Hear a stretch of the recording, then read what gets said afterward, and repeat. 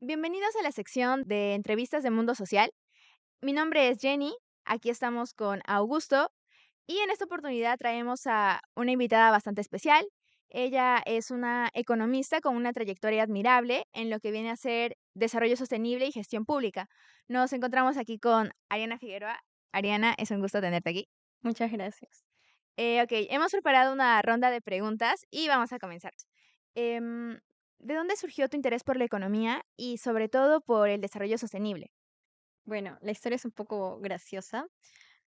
Economía no era mi primera opción. En un principio pensé estudiar biología. Había sido algo a lo que le había dedicado mucho tiempo en mi adolescencia.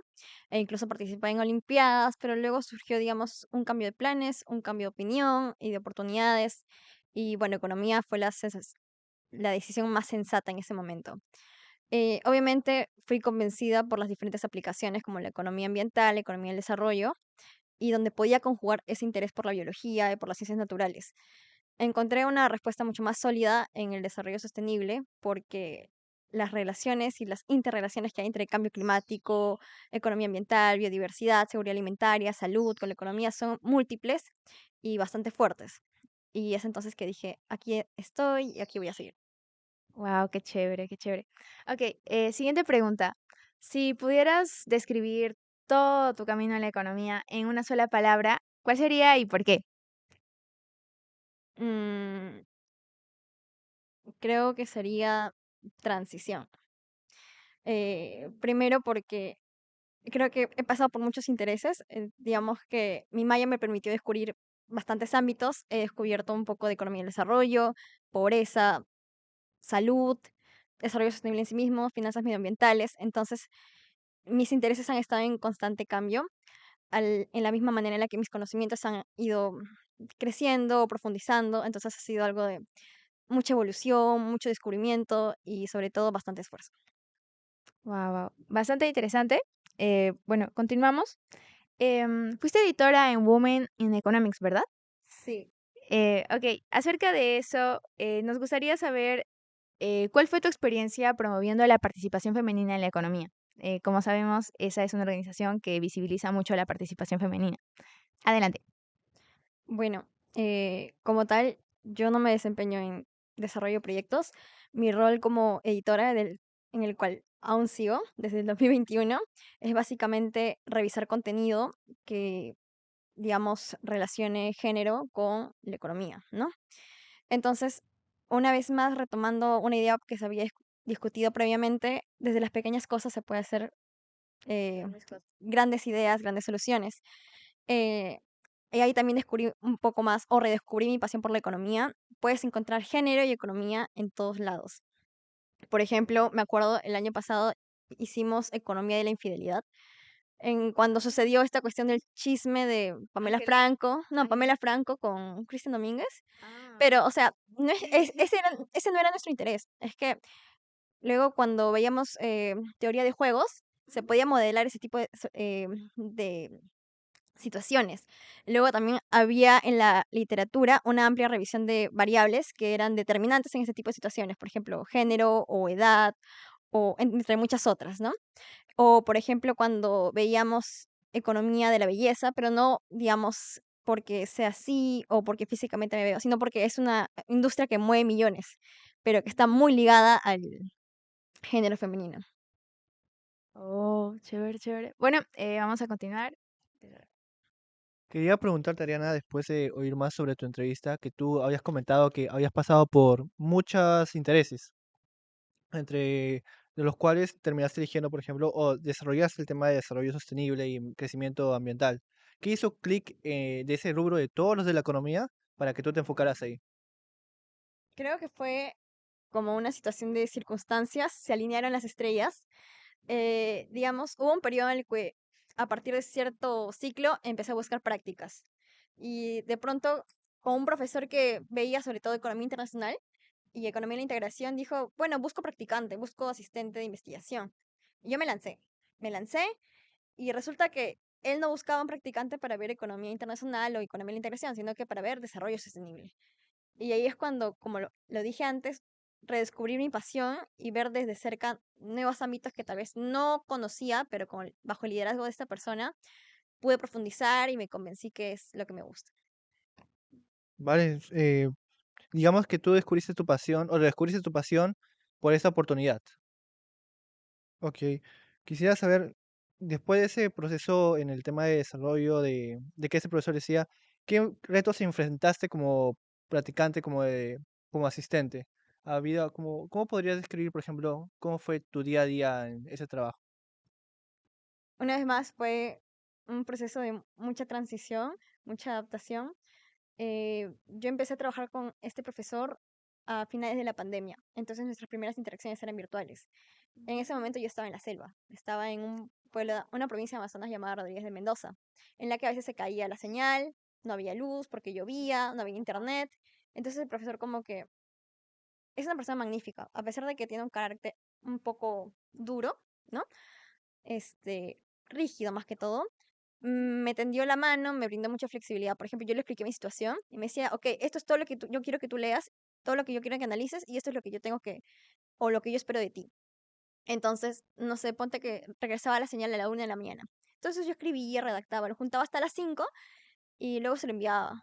Y el profesor lo revisaba y a veces, y el profesor es workaholic. Entonces a veces me respondía 11 12. Entonces era una dinámica bien graciosa, pero avanzábamos mucho. Y luego cuando retornamos a la presencialidad, la dinámica otra vez cambió, ¿no? Obviamente los horarios tomaron más sentido, otra vez se regresó a una estructura más tradicional, pero en la misma manera que hay más orden, hay más responsabilidades. Y por ejemplo, con este profesor sigo trabajando. Entonces, como ya me conoce y sabe que voy mejorando en algunos aspectos, también me va exigiendo más. Y eso, digamos, también tratando de compatibilizarlo con mis deberes académicos y mi vida personal. Parece ser que el trabajo que tú comentabas ha sido muy retador hasta cierto punto, ¿no? Tema de investigación, de encontrarte con la señal, de que tienes un profesor exigente. Y algunos lo verían, por ejemplo, que eso sería malo, que sea una persona que literalmente solamente trabaja para su trabajo, que solamente piensa en trabajo, más tú parece que tú lo tomaste en el sentido de que te está exigiendo hacer mejor. ¿Qué áreas de tu propia expertise cuando estabas, cuando estabas antes de egresar, encontraste que podrías ser mejor? ¿Qué te encontró tus áreas de oportunidad ese profesor? Primero, me enseñó bastante humildad. A veces cuando uno va y se presenta una oportunidad como que dice, yo puedo ofrecer esto. El profesor te acepta porque sabe que, bueno, eres un estudiante y que tienes estas habilidades, pero luego cuando vas a la cancha te das cuenta que es mucho todavía lo que tienes que mejorar. Por ejemplo, siempre me había considerado muy buena en redacción o, por ejemplo, en el análisis o porque en investigación hay bastante eso, ¿no? Después de calcular o después de escribir o después de... Tienes que decir, ok, ¿qué obtengo de esto? ¿Qué abstraigo de esto? Entonces, había muchos momentos en los que mi perspectiva era bastante descriptiva, como que ese es el resultado, entonces significativo, no significativo, o esto es importante, esto no es importante. Pero a veces él siempre me dice, ¿no? A veces sabe más el diablo por viejo que por diablo. Entonces, habían cuestiones que yo no identificaba, pero él sí podía plantear relaciones bastante interesantes entre los conceptos que yo no podía hacer o que yo no los reconocía. Pero luego en la práctica, cuando te enfrentas a esas situaciones a diario, te das cuenta que es una habilidad que vas construyendo, como que te vuelves más perspicaz y bastante hábil para esas cosas. Y luego ya la cuestión es bastante mecánica y avanzas a paso veloz. Más o menos. Vaya, qué interesante. Me encon- digamos de que encontraste hasta cierto punto velocidad y aprendizaje bueno, contrastando lo que encontraste en la teoría, lo que te enseñaban en la universidad, con lo que venía realmente en el mundo real. Coméntanos más acerca de tu libro, ¿qué te inspiró a realizar a tomar parte coautor de básicamente un trabajo de investigación? ¿Qué encontraste por ahí?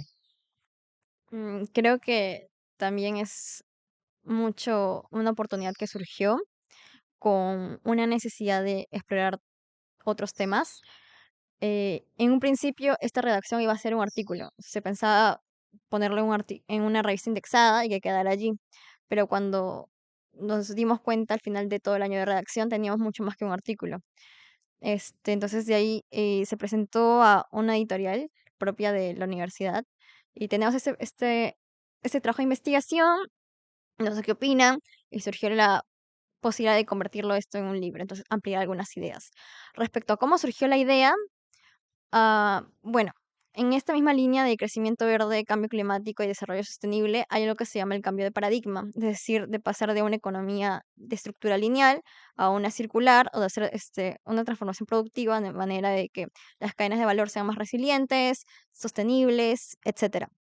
Pero eso también, por lo mismo que supone un cambio de paradigma, requiere de una respuesta del capital humano, porque las ideas como tal no son nada si no hay quienes las ejecuten. Entonces, frente a esta necesidad y diferentes medidas que se están tomando desde el gobierno o desde la cooperación internacional para apoyar este tipo de iniciativas, queríamos ver qué tanto está el terreno para responder a esta demanda. ¿Tenemos los profesionales suficientes? Y luego, ¿hay oportunidades para desarrollar este tipo de profesionales? Y luego, no solamente eso, este tipo de programas de posgrado están bastante desarrollados afuera en Norteamérica o en Europa, pero ¿qué hacemos con los profesionales que tenemos aquí? Y justamente Latinoamérica es una de las regiones más vulnerables frente a esto. Entonces no podemos como que hacernos dependientes de la formación en capital humano de afuera, sino evaluar qué tenemos acá y a partir de eso trazar una línea para hacer una sociedad mucho más resiliente, formar a los profesionales que puedan emprender como tal este tipo de iniciativas y hacer una estrategia mucho más holística, ¿no? Y sobre todo adecuada a nuestro contexto, porque es muy distinto ver, por ejemplo, no sé, agricultura, agronomía o seguridad alimentaria en Europa, que muchas veces pone mucho foco en África, que por ejemplo acá, ¿no? Cuando vemos, no tenemos tanto un problema de oferta, tampoco de demanda, pero sí cómo se estructura el mercado alimentario, las decisiones del consumidor, pero eso no lo vamos a aprender afuera, lo aprendemos acá. Entonces, ¿pero cómo lo vamos a hacer si no tenemos dónde aprender eso? Entonces, ahí es cuando surge toda esta idea del libro. Tú has mencionado uno de los problemas que tiene, por ejemplo, América Latina, ese es el sentido de su educación. Hasta cierto punto hay profesionales que van hacia Europa, van hacia América del Norte, Estados Unidos, y agarran la educación de ellos y la tratan de aplicar acá y se dan cuenta que obviamente no somos iguales, son mundos diferentes. Aparte de ese problema, ¿has encontrado, cuál dirías que tú serías, que serían los retos de América Latina para impulsar el crecimiento holístico, crecimiento económico circular? Creo que tenemos bastantes retos, muchísimos. Uno de ellos me parece que son los desafíos estructurales.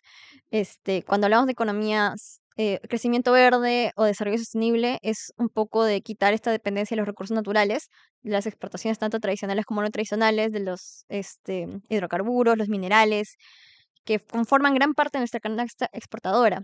Entonces, ¿cómo vamos a transitar tan fácilmente de algo por lo que hemos dependido tanto tiempo a algo que de pronto tal vez es mejor, pero no es tan fácil? Entonces, ese cambio estructural en la composición de la balanza de exportación no va a ser inmediato.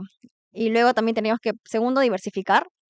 Y tercero, orientar un poco más a los servicios, por ejemplo, turismo ecosistémico, y luego hacer que este turismo sea resiliente y sostenible, porque ustedes saben que, por ejemplo, incluso la explotación de las playas o de otros lugares puede generar erosión o modificaciones en los ecosistemas pueden ser perjudiciales, al final el lugar se cae. Entonces, eso, ¿no? Como que diversificar, tratar de modificar también esta estructura exportadora. Otro obstáculo que considero que es bastante significativo es llámese la cultura que tenemos en el país. No es que tengamos una sociedad acostumbrada a la contaminación, por ahí no va, sino que nuestros modos de consumir las cosas o de desechar las cosas no es tan fácil como que de cambiar. Incluso nuestra alimentación requiere de muchos productos que a veces tienen un rezago ambiental bastante importante. Entonces, cambiar el hábito de vida de muchas personas no va a ser inmediato.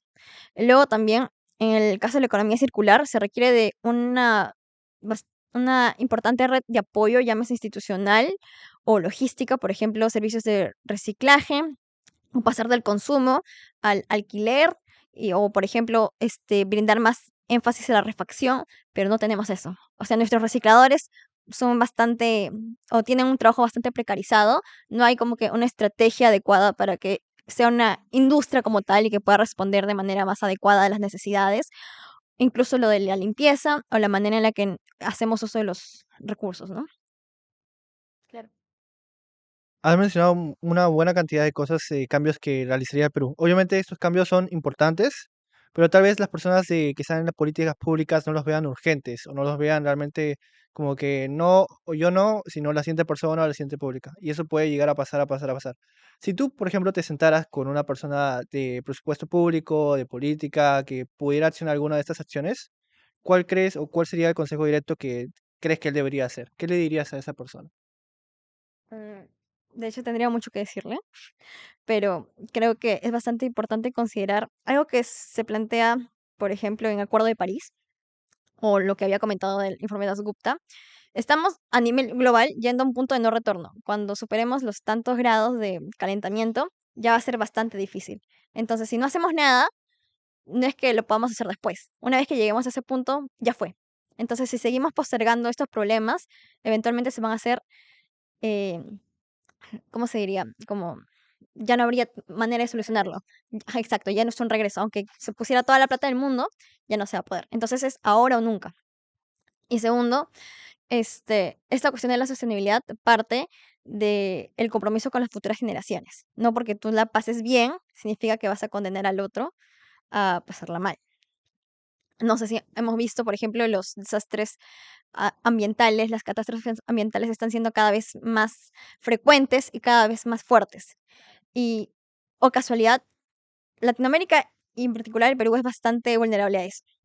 Y luego, dentro de esta vulnerabilidad regional o nacional, tenemos grupos sociales mucho más vulnerables aún. Por ejemplo, las personas de escasos recursos que de pronto ponen sus viviendas cerca a las riberas de los ríos o a caudales que están inactivos, pero viene, por ejemplo, el fenómeno del niño, se activa y se cae todo. Entonces, mm, eso quizás no se vea ahorita como inmediato, pero va a suceder. Y la repercusión no solamente es ambiental, sino que el sistema económico se engloba en un sistema ambiental. La economía no funciona sin recursos naturales.